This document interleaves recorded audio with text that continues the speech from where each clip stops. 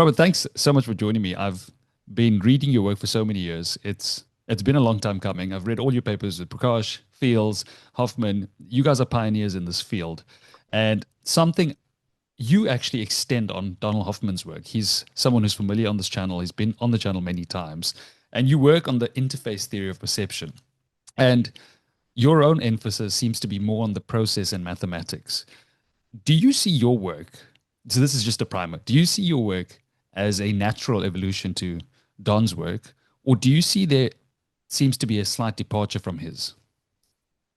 Well, first of all, thanks for having me here. It's a pleasure to be here.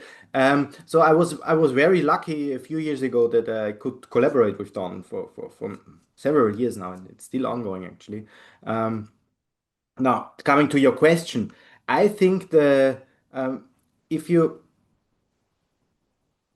you buy into the interface theory of perception, or if you maintain it like I do, um, then the one natural question is what would you do with this information? What would you do then? So the interface theory of perception basically says um, perception has been shaped by evolution to be useful. Useful meaning allowing an agent to act in a certain way, which is good for the agent, evolutionarily speaking. Um, and it also entails that we thereby not necessarily see the true structure of reality. Now, the question is, if you have this statement, what are you going to do with it? And that's very much an open statement, an open question. I mean, you can probably do various things. And one of the things which I think are, or which I think is the most interesting thing, is to expand this to consciousness. And I mean, there's a lot of work already that has been done in the vicinity of consciousness, and you already mentioned some of that. And so another thing which I did over the last couple years um, is the study of phenomenology, which is the name for a specific philosophical school of trying to systematically approach first personal or subjective experience. There's some subtleties. We can go into that later, maybe. Um, and I'm very interested in this question whether you or how you can connect the interface theory of perception with this more subjectivity-based approach in phenomenology.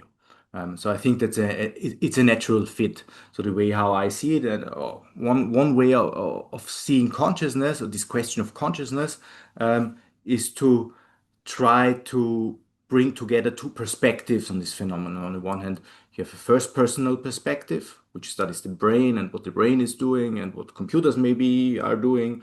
And on the other hand, is first person perspective, the subjectivity like perspective. So what it's like to whatever. And so I see the interface theory of perception um, very interestingly lying on this first personal side, and I want to add this first personal perspective to it. Mm. Well, I guess I jumped the gun a bit. I should have asked for you to define that, but I mean, you've done so very eloquently. But I think since you've brought up in traditional philosophy um, of mind, consciousness, it's often treated as this inner theater, and your view treats it instead as a relational interface. Does this Right. dissolve the hard problem of consciousness, or does it simply reframe it? So in philosophy, you meet two types of people. The first type is kind of not bothered by the hard problem at all and think it's a kind of pseudo problem. And the second type really takes it seriously and think, that's really a problem. And of course, I'm of the second kind. I think it's an important thing to say. I mean, one reaction to the hard problem would be to say, okay, it's a kind of artifact of doing some bad metaphysics and Mm. then asking how consciousness fits in the picture. That's one way of seeing it, but it still leaves open various problems. I mean, there this correlates between what the brain is doing and what you're subjectively experiencing, and you still need to explain that somehow. So even if you say, okay, the metaphysical frame is kind of wrong, um, and the hard problem shows you that, or it's basically a symptom of that. Um, you still have a lot of work to do.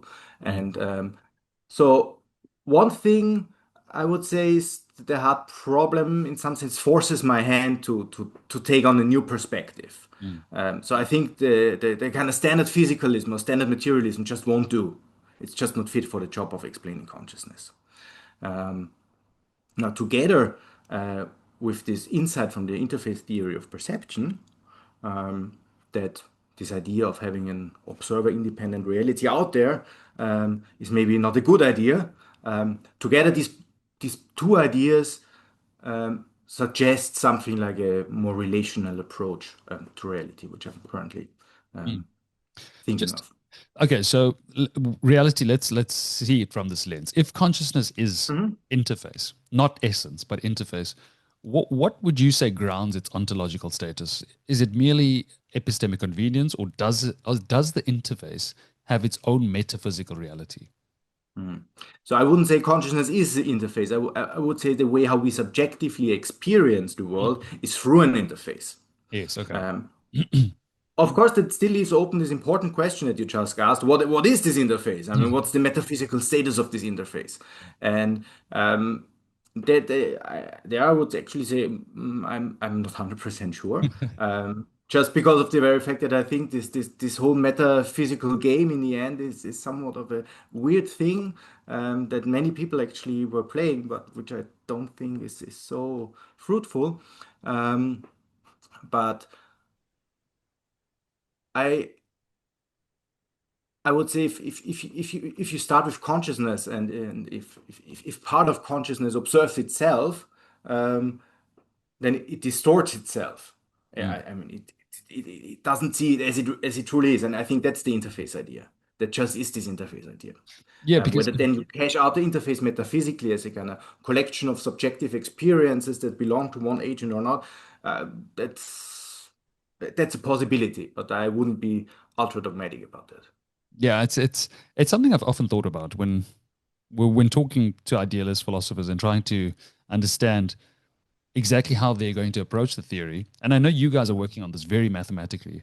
One of the terms I love talking about when I discuss your work is how you guys are mathematizing phenomenology, which is a beautiful statement. It's almost oxymoronic when you think about it, to do that. But one of the main questions I did have was, uh, you just mentioned this distortion that could happen if someone is perceiving consciousness through a certain lens. How does someone's relational substrate avoid, or how does yours at least, avoid falling into a naive realism? So, how do you avoid this while saying that reality in itself, we're not seeing it at 100%?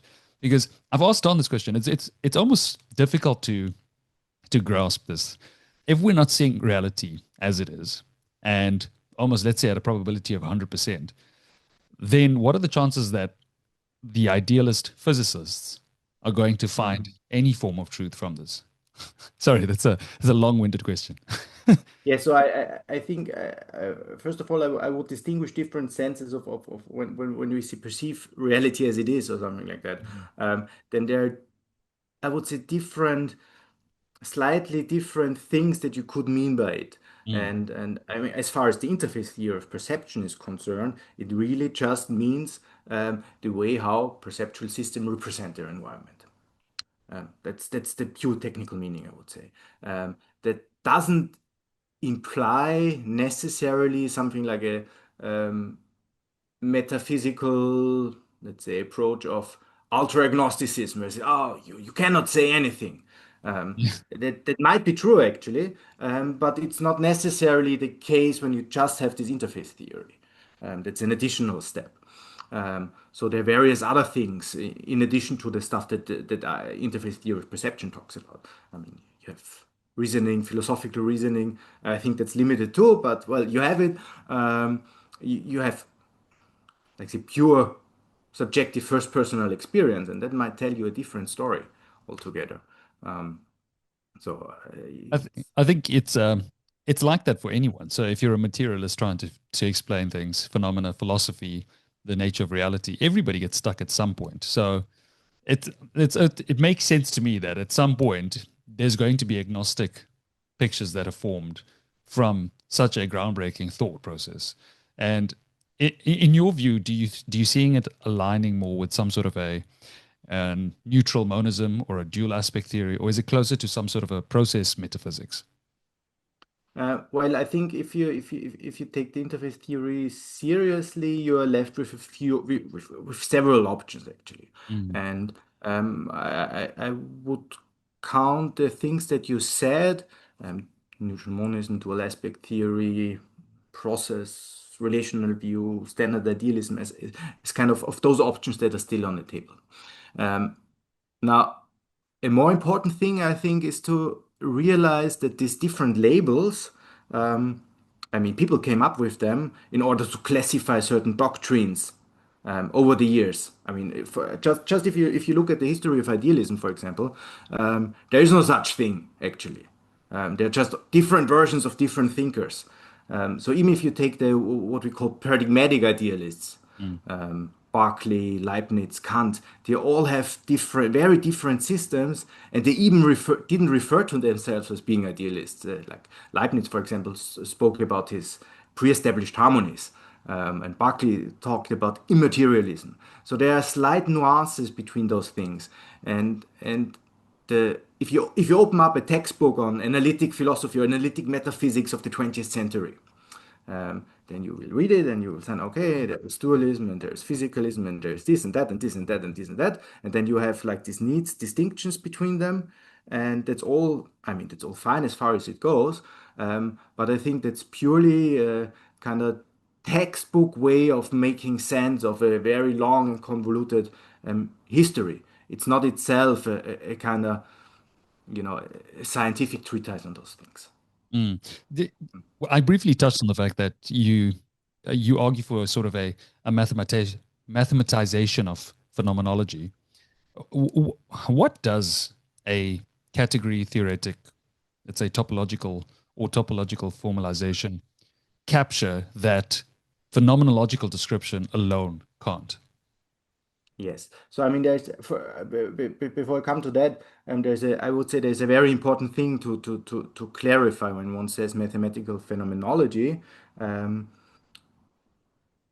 what people often have in mind is a kind of very shallow. I'm not sure whether it's shallow, but it's just a description of what's going on inside your head, so to say. And that's fine, of course, and that's necessary if you want to do some research in psychology, for example, you probably need it.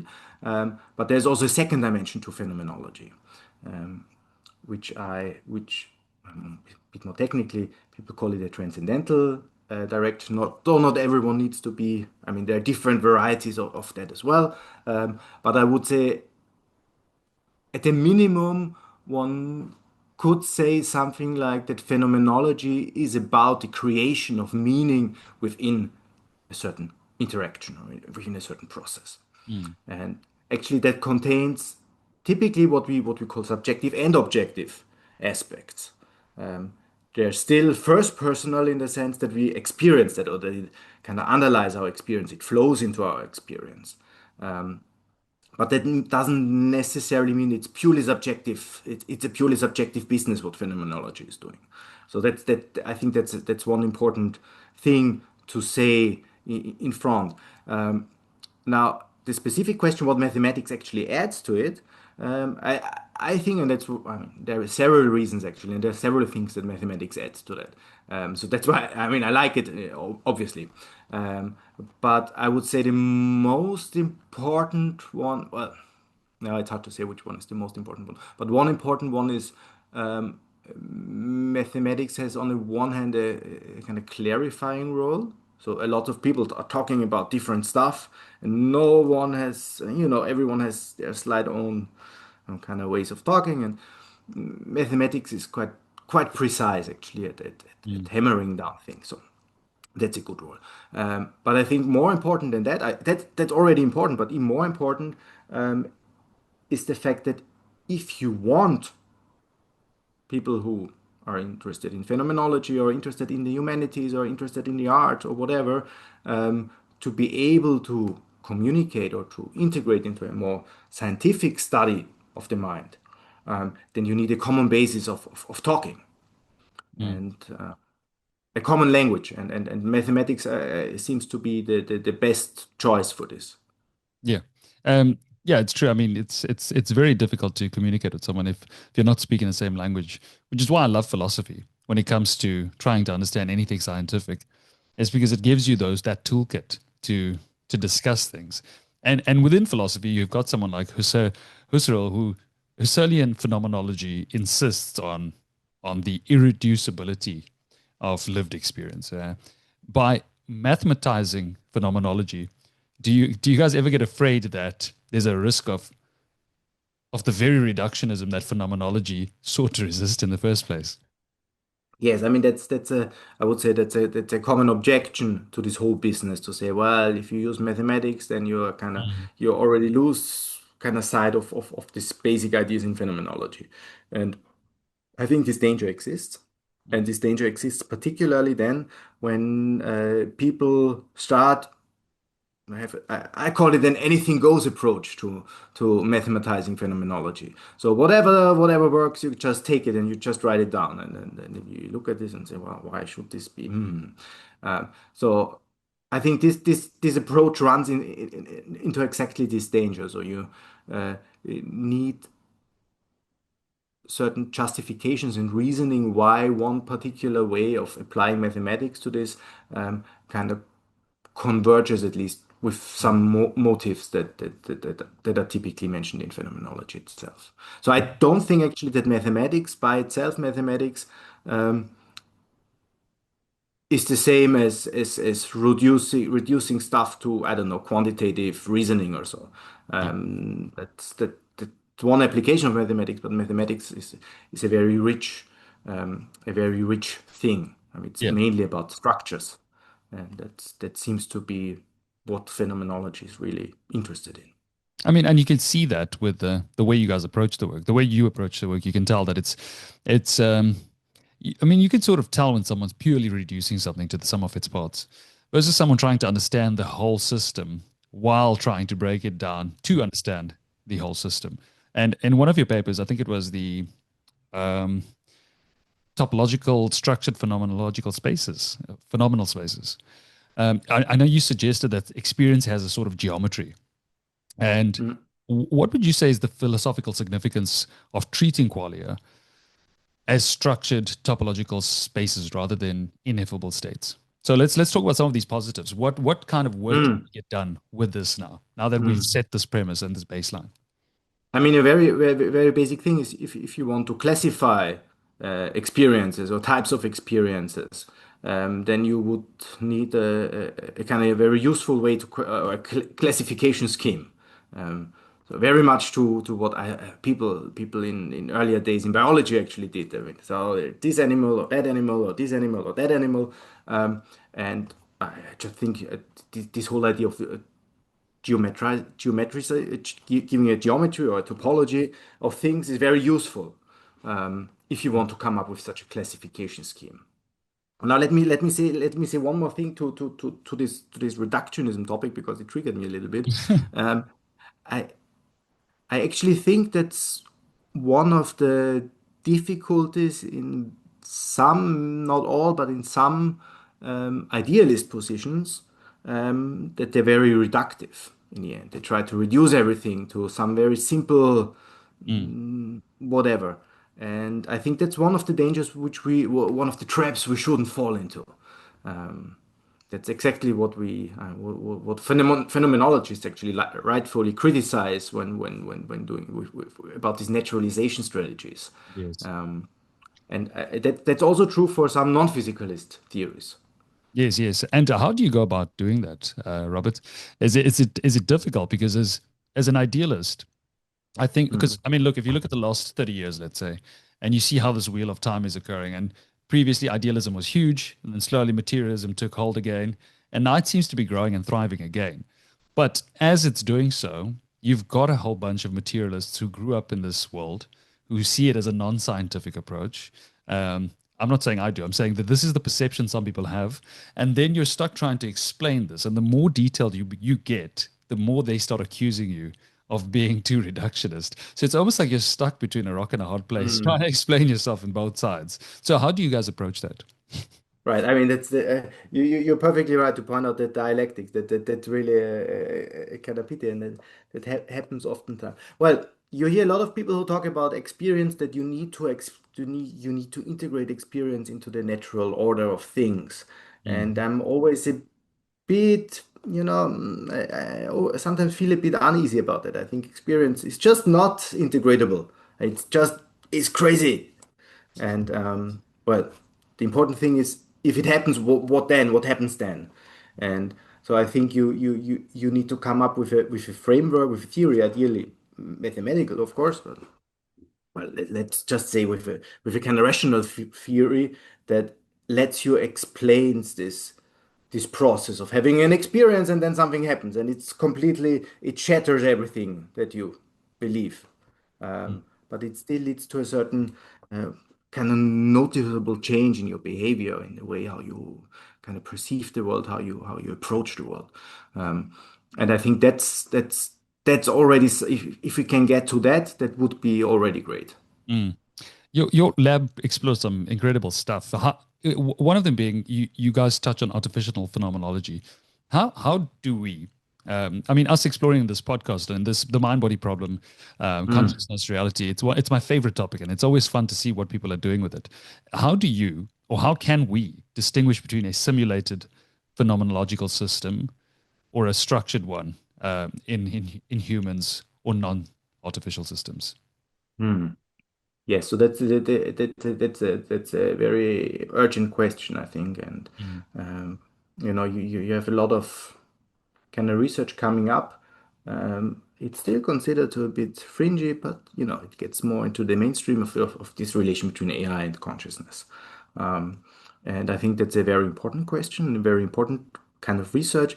But I think that most people think about it the wrong way. And the current way to think about this is to say, okay, let's use AI to, I don't know, reproduce a particular computational artifact in the world. Let's say the human brain. Let's try to reproduce it. Or look whether the AI realizes a certain computational function that is also performed by the brain, global workspace or whatever. Mm. Um, I think that focus on one particular artifact, but it misses much more there is to say. I mean, consciousness is much bigger than that, I think. So the way how I think about it is the question to ask a much more modest question. And the question would be, how can we use AI to modify or engineer those what I call interface, or what the interface theory of perception calls interfaces to reality. Mm. That doesn't necessarily mean that we use AI to construct conscious or to build conscious machines. It just says, okay, well, let's try to figure out first how or whether AI is useful when we think about expanding or changing or whatever, exploring our interface to reality. Mm. One of the things I think I read was is it an SLP test where I think you proposed that Right, as an right. alternative to the So current. I recently published a paper about that. Um, and here, I mean, if you're sympathetic to what I just said, then one question would be how to assess those interfaces. Mm.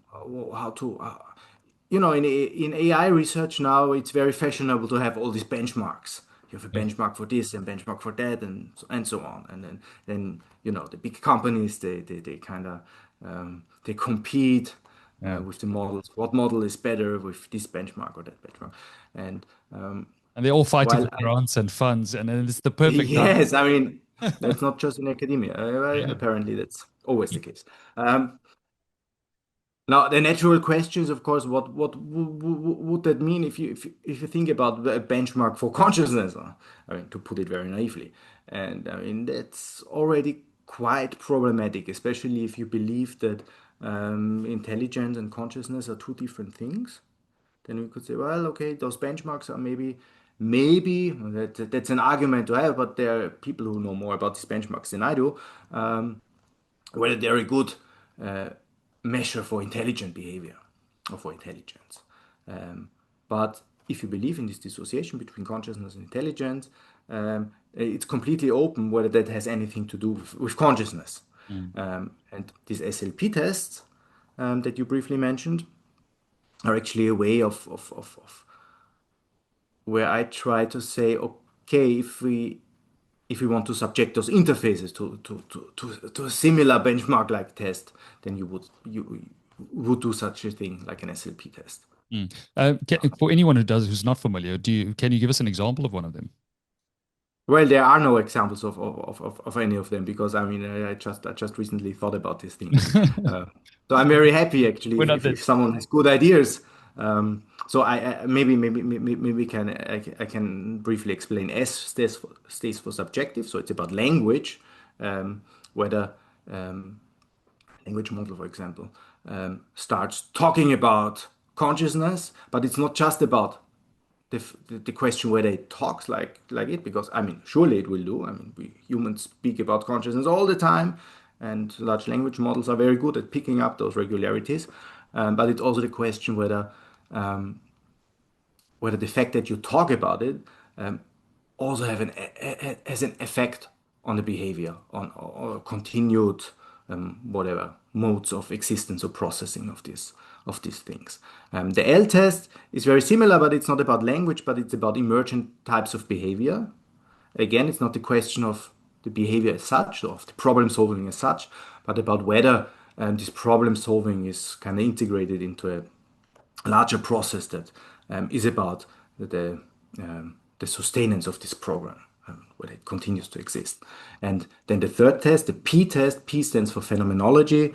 That's this question how interfaces present data or structure data that they get, and whether that aligns with certain principles that you also find in the phenomenological literature. Mm. Well, this is a perfect call to action. If anyone's watching or listening, try and give us examples of an SLP test in the comment section as an alternative to the basic Turing test, of course. Um, when we're operationalizing these sets, I mean, and we briefly touched on this, but let's just one last time go into it. How much are you guys working on this while trying to avoid collapsing into behaviorism? Is that something you're constantly thinking about, or is it something you've decided, you know what, we're doing this properly, we're doing great work, let's just continue and enjoy ourselves? Well, I mean, when you say behaviorism, I'm not 100% sure what you are actually meaning. So when I mean, behavior. we're operationalizing phenomenological richness. So if you're trying to Mhm. do that, it's very similar to sort of a behaviorism outlook. It slightly is. Would you say that that's something you guys look into, or not really?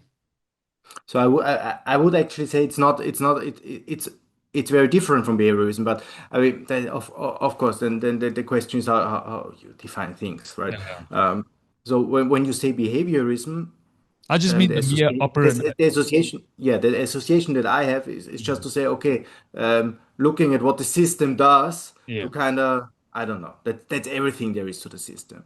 And then I would say, no, it's exactly not uh, what the system does. It's more about how the system does things. I mean, it's important that the system does something, which is interesting, but the question is how it does it. Yeah. Maybe it's closer to an interpretability idea. Okay. Yeah. When I look at your work, I don't, so, but by the way, I don't think you're a behaviorist.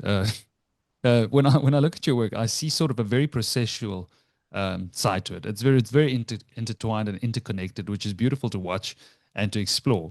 How does your work align with that of Whitehead's process metaphysics? Do you ever look into that? Do you notice a lot of similarities there? Yes, I'm a big fan of Whitehead. I think he was probably the greatest metaphysician of the 20th century. But he was also one of the most difficult ones. There are so many things. So I often read Whitehead, and then I think, oh, it's beautiful and it's great. And then at one point I think, oh, now I don't understand it anymore. So it's really hard to make sense of. Um, in that sense, I would say, well. Yes, definitely. But no, if you mean by it, there's a school of Whiteheadians, and they really get into the stuff, and you really start to adopt this way of thinking, also the concepts in the jargon of Whitehead, and I try to avoid that a little bit because I think it's Mm. ultra difficult. Yeah, it's almost like it's so consuming. It can become a sort of religious view at some point. Uh, Yes. yeah, which I've seen many of my friends. That's happened to them quite a bit. Where there's nothing about their life that isn't Whiteheadian in a sense. Yes, you can really, I mean, color everything, or Yeah. you look at everything through this lens. Or I mean, by the way, I mean this process theology thing, which happened in the 20th century, and it's a prime example actually of how Whiteheadian thought and religious thought Mm. came together. And I mean, it's a very, I think it's a very interesting approach, Mm. but it has certain difficulties. Yeah. Yeah, I agree. He's an absolute legend in the field. But your work beautifully bridges AI and the humanities. How can phenomenology and art actually inform artificial Mhm. agents beyond mere metaphor? Mm. Yes, I mean, at first, maybe I would go the other way around. Maybe then that clarifies already this question as well. So I'm very interested in what's called the digital humanities. This idea of using computer technology or AI maybe now for the humanities. But I think from the perspective of the humanities, um, there is one thing which is really missing and which is really deficient in the way how digital humanities are practiced nowadays. And that's the way, oh, that has something to do with experience or with meaning.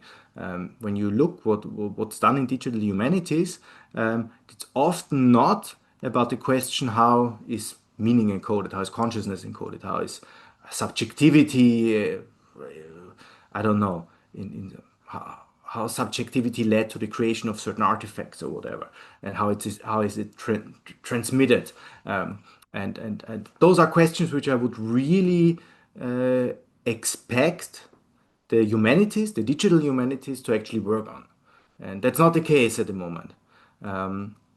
And so I think there's lots of possibility here, but that requires that one is actually able to translate some of those ideas into the AI field. Mm. Yeah. And I think one of the things you spoke about in your previous work was the is to in order to sort of understand and apply artificial phenomenology to cultural artifacts, you suggest that we simulate historical subjectivities, which I think is quite an Right. interesting, yeah, it's quite an interesting thing in itself. Yeah, so I think one of the you know, if you go to a museum now and then you look at the kind of things in the museum that hang there and they're nice, but typically I mean, we can kind of think about preserving those things and that stuff and knowledge. But what's often lost in the process um, is knowledge, or is a way of being able to recapitulate the very process that actually led to the generation of those artifacts. And that's what I mean when this bit about historical subjectivity. That's exactly what related to these questions. So the way how I see these cultural artifacts that you can study in the humanities are something of testimonies of subjectivities. And if you want to use digital methods um, to preserve or produce certain kinds of knowledges or experiences or exhibitions or whatever, then you should try to recapitulate these Mm, historical forms of subjectivity. mm. Yep, it's the there's so much to explore here, but one of the things would be, I mean, if artificial phenomenology is possible, uh, Mm. and I mean, we've got these SLP tests, hopefully someone gives us great ideas, then when we experience or witness other sort of phenomenological interfaces in machines, let's say, how does this shift our ethical stance in general? Because many theories of consciousness obviously have certain layers of where they stop thinking something's conscious and therefore treat things differently.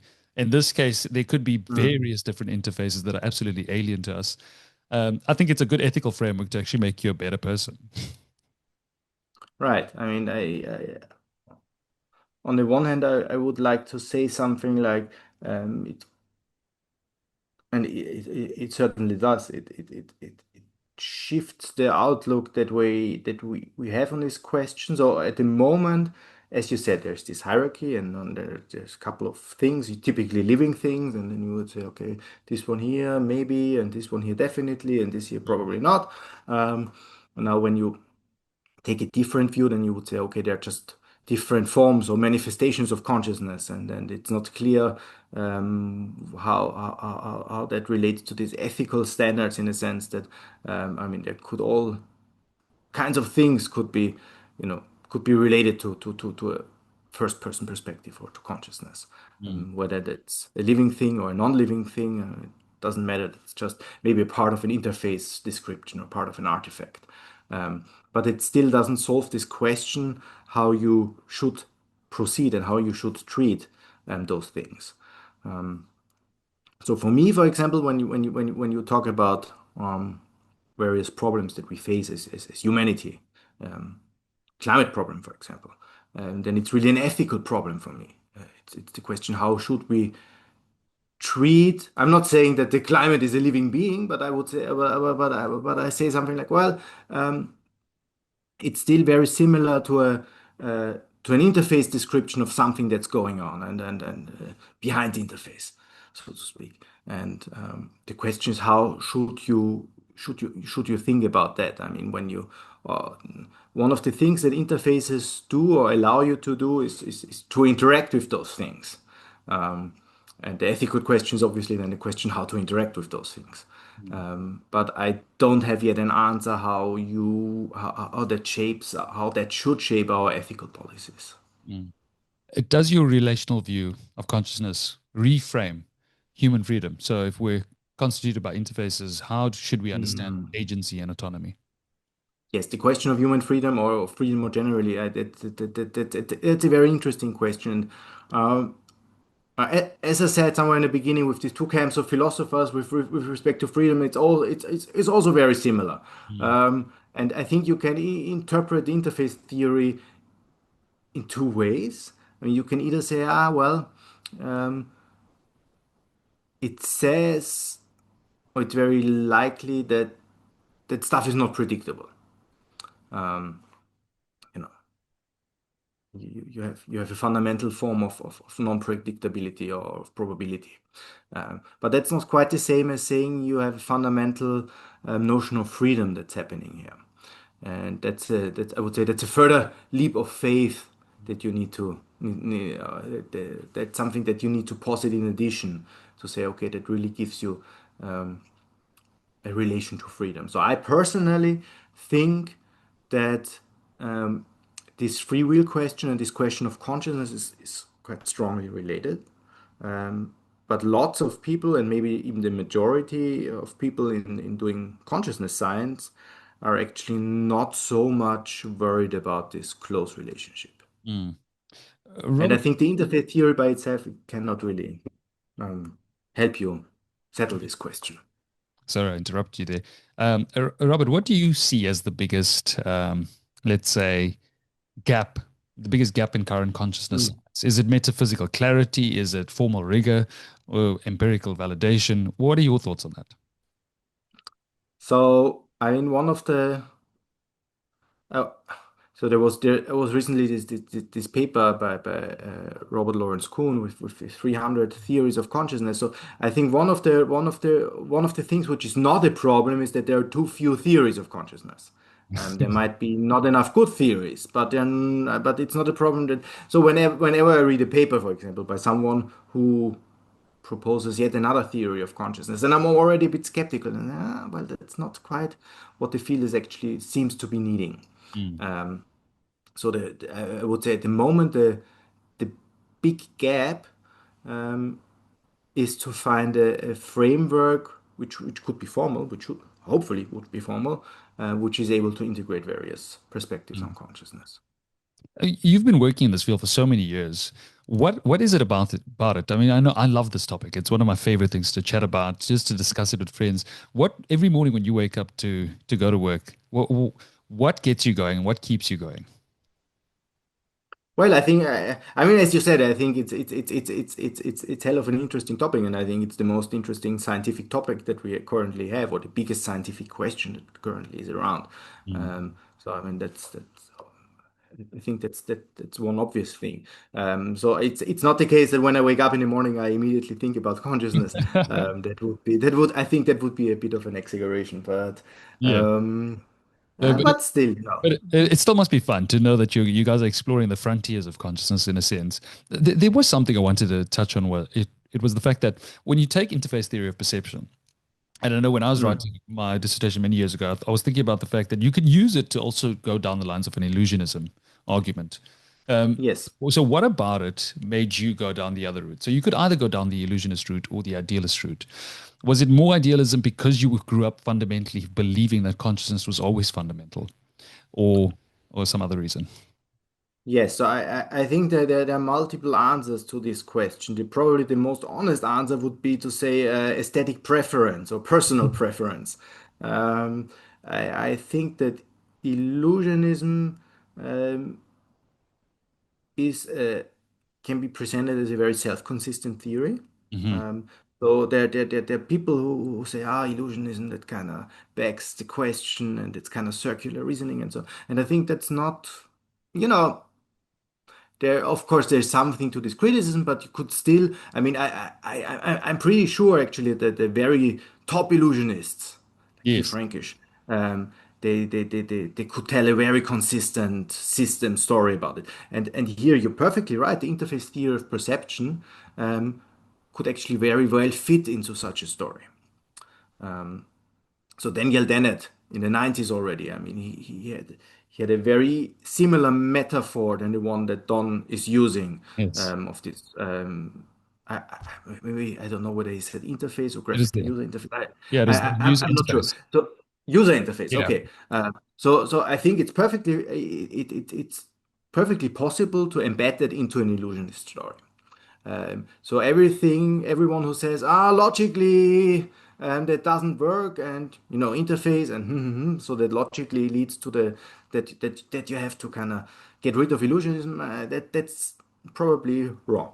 Yeah. Um, but still, I'm not an illusionist. Um, and I would say the main reason is just because I have a preference for something else. Mm, Now, a different question is what you think could be the best approach to make progress. So I don't think that any scientist and then, nor any philosopher they have the ultimate answer currently. I mean, they're just good guesses. Some guesses are better than others. Maybe it's a bit more than a guess, but still, I mean, you get the idea. yeah. And then the question is automatically what would lead to better guesses, or what would lead to better systems, to better applications based on this. And here I think a more consciousness realistic outlook has a much better Mm. chance than an illusionist outlook. What would make you happier, Robert? A working artificial phenomenology or a Mhm. mathematical theory of experience? That's a tough question. Um, now I have to think about that. I, You only get to choose one. This is something your oh. lab could discover in the next 10 years. Mhm. So Yeah, you guys could do both. yeah, I guess the artificial phenomenology would have a bigger impact, Mm, right? I mean, having mathematical theories, um, I might be personally a bit more fond of that, mm. but I think the other thing would have a higher impact on society or on Yes. science more generally. It's Um, true. It makes sense. I mean, when you look at language and you look at mathematics and how it can explain, it's got so much explanatory power. It's similar to when people talk about quantum physics and it's and the fact that the absurd effectiveness of it. I forgot the exact phrase there, but it's amazing how mathematics does explain so many things. So it sort of right. intuitively makes sense that at some point it would explain an experience. Yes, and one thing with philosophy which I always find a bit I'm always a bit uneasy about it. It kind of bothers me about philosophy sometimes. You could have this perfectly well balanced and logical and I don't know loophole free and whatever philosophy, and no one cares about it. I mean, if you take Whitehead, we already talked about Whitehead, and I mean, it's a great system, and probably if you criticize him and he would still be alive, he would have very good answers to it. But not so much came out of it. Or if you take Hegel, I mean, obviously probably history. I mean, there were many important things that go back to his philosophy. But he would be the person to say, well, any criticism that you had, he probably could answer it. I mean, he was very intelligent. Um, but still, I don't see how it informs us, at least nowadays, um, to make this big Mm. thing, these big types of progresses that we would want to. I mean, given this current age and time. So that's why I think this first option would be pragmatically maybe more beneficial. The other thing would be very nice for me, I think. A question I often ask my guests, sometimes I start with this question actually, is if you had to give a philosophical history of the mind body problem, Mhm. what story would you tell? So let's say this field needs a philosophical reorientation of the sciences, and you want to tell the story, Mm. your perspective, how it should be told. What story would you tell? Oh, that's a very difficult question. A philosophical history of the mind-body problem, or a Brief, philosophical story of the a mind body. brief synopsis. A brief synopsis, huh? It's more difficult. Um, so I guess I wouldn't want to, the way how the story is mostly told, not told nowadays is kind of, on the one hand, it focuses on a very certain time and a very certain place. Mm, You had long times of nothing, and then you had Descartes basically, and then you had this kind of strange dualism and these reactions to dualism and so on and so on. And obviously, that's an important part of the story. But I mean, I think it's just a part of the story. Um, Now, the difficulty is that the word consciousness um, wasn't really used. I mean, I think John Locke was the in Cicero you find something related, constere, but I mean the modern way how we use consciousness um, wasn't there. So even in the Descartes actually, I mean, he we translate it as this, but it's a question for historical scholarship what's actually meant there. So I would, if I had the duty of telling a philosophical history of this whole mind-body problem thing. On the one hand, um, I think they start much earlier with it. I mean, when you look at how the ancient Greeks thought about mind. I mean, mind-body problem. Of course, they didn't have the terminology, this specific problem back then. mm, But they had very different ways of thinking about the world, about reality. I mean, this idea that you have spirits that can enter your body and do things. Um, it's a very different way of looking at things. And then the second thing, not only about going back in time, but also looking at different cultures and different places how they thought about it. So I'm currently working in China, and there are various East Asian cultures, and they have completely different ways of thinking about these things, whether those are Chinese philosophies or Indian philosophies. I mean, even the word philosophy is kind of very specific to what we were doing in the West.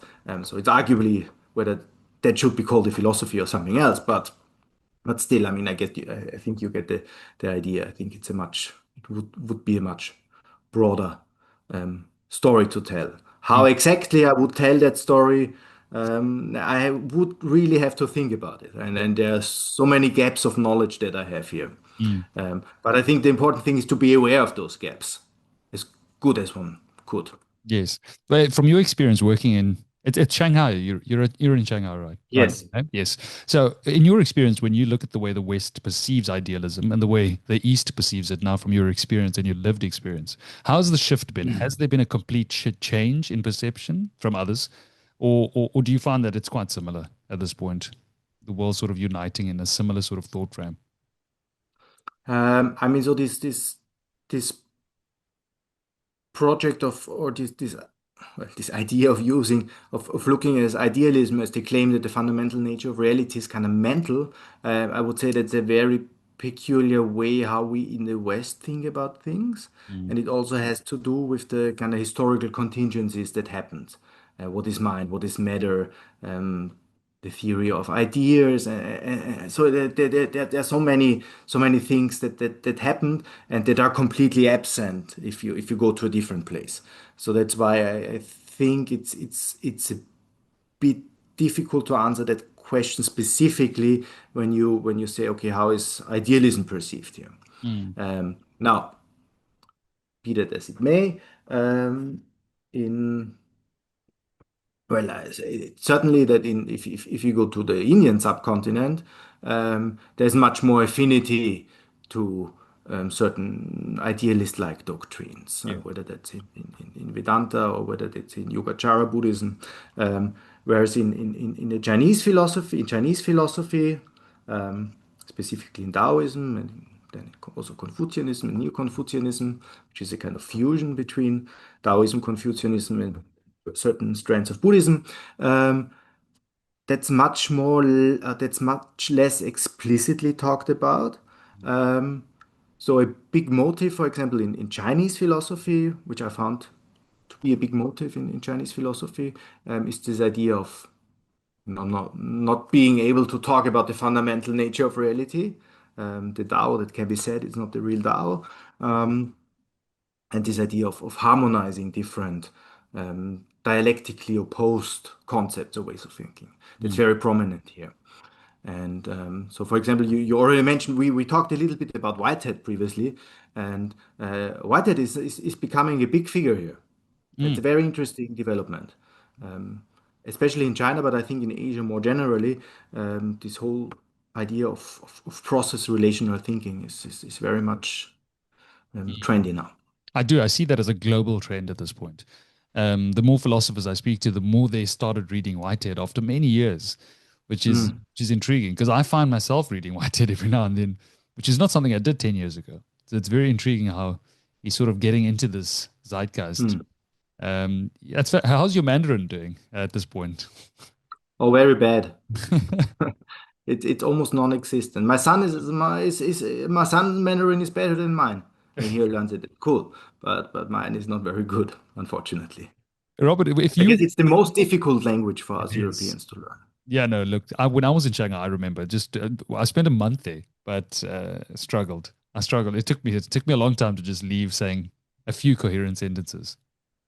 Yeah, so I have the problem if when I try to talk to when I try to talk to a Chinese native speaker, then he or they won't understand me. They say, huh? What are you talking? It's probably because I pronounce things so weirdly Yeah. that I'm talking complete nonsense to them, and then I don't know. That's the only explanation that I Yeah, I have. think it's such a nuanced language that it's very easy to slip into to nonsensical. Yes, and for me, I don't even hear the differences. I Mm, mean, they have these four tones, and it's really hard for me to. I mean, if they very slowly and of course explain it to me, and then I might get mm, it. But normally, if they just talk, I don't hear it. And if I ask someone, oh, what does this word mean? And then he says it, and then I try to repeat it, and I say it completely wrongly, and then it kind of slips out of my mind. So that's why it's very hard to learn for me. Do you think that's a big problem within consciousness studies? Is this linguistic limitation? The fact that we're already struggling to communicate with each other means we'll never be able to fully define this concept of what is consciousness. Um, Well, that's certainly a danger, but I wouldn't, let's say, prematurely give in, right? I mean that's one of the reasons why I think mathematics is nice, Yeah. because then that problem doesn't really happen. Yes. And often in consciousness, when you say you're doing consciousness studies or something like that, or scientific studies of consciousness or whatever, then one of the typical reactions is, oh, everyone means something slightly different. It's not a scientific subject to think about. And I think we should try to overcome this kind of prejudice. Yeah. Robert, to sort of close off and round up, what do you look forward to most in your field and what you guys are doing with your lab and your studies? Hmm. Well, so there are a couple of things that I'm really looking forward. So, I mean, although I'm not a neuroscientist, but it seems to me that if you look at the neuroscientific study of consciousness, people are starting to rethink a lot of what they have been doing, which is due to the fact that they reached a certain point. You probably have heard about this search for the neural correlates of consciousness, and it hasn't really been resolved. And so there's a lot of uncertainty, and now people start thinking like, oh, can I really do what I want to do? So this whole field kind of reached its limitations. Um, but I don't think that we should draw the conclusion that it's a useless field. It just starts to enter a new phase, a new, more mature phase, and I'm very excited to see what's coming out there. Even though I'm not a scientist working in that field itself, but I'm very interested in that.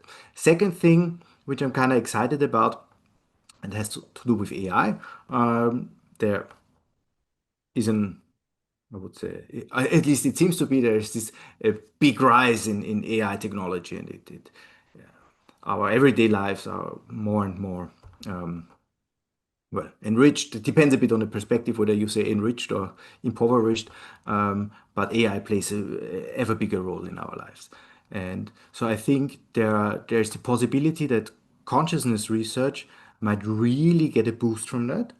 There's also a danger that AI ruins consciousness research. So we are at a kind of tipping point. It could go both ways. Um, so I'm kind of excited to see. Of course, I hope that it's going into the direction which I find more interesting. Not ruining it, but Yeah. And going getting to a good. you personally, Robert, what are you working on at the moment that you're most excited about? Oh, what I'm personally working, what I'm most excited about. Well, so I'm going to Japan in 1 week, a bit more than a week, and we have a big consciousness conference there. I'm very excited about that because I think that that's such a great conference, and we have a let's say almost an ultimate program from my perspective. We will talk philosophy, artificial consciousness, mathematics. We have some quantum stuff going on there. So all the topics that we have, and then I just had section titles about this conference. It's called Models of Consciousness.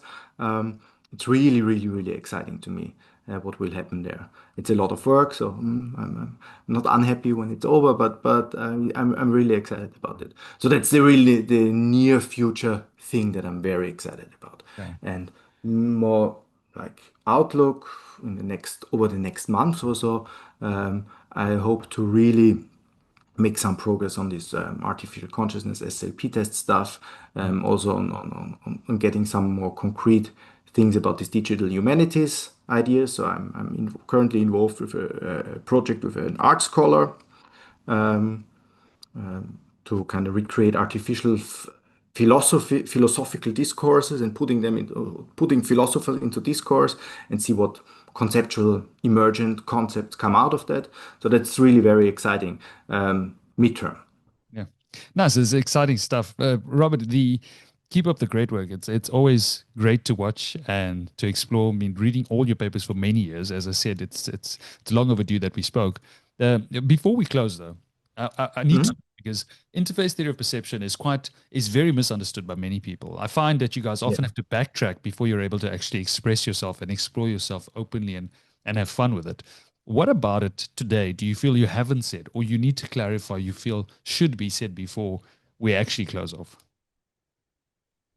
Um, well, with respect to the interface theory of perception, I think what people often miss, um, it's often perceived as a very philosophical, but in philosophical in a bad way, not in a good way, a way of thinking about things and a kind of unscientific or contra-scientific way of thinking about things. And I think that's not the case. It's just an extrapolation based on some very common assumptions that we would do in scientific modeling.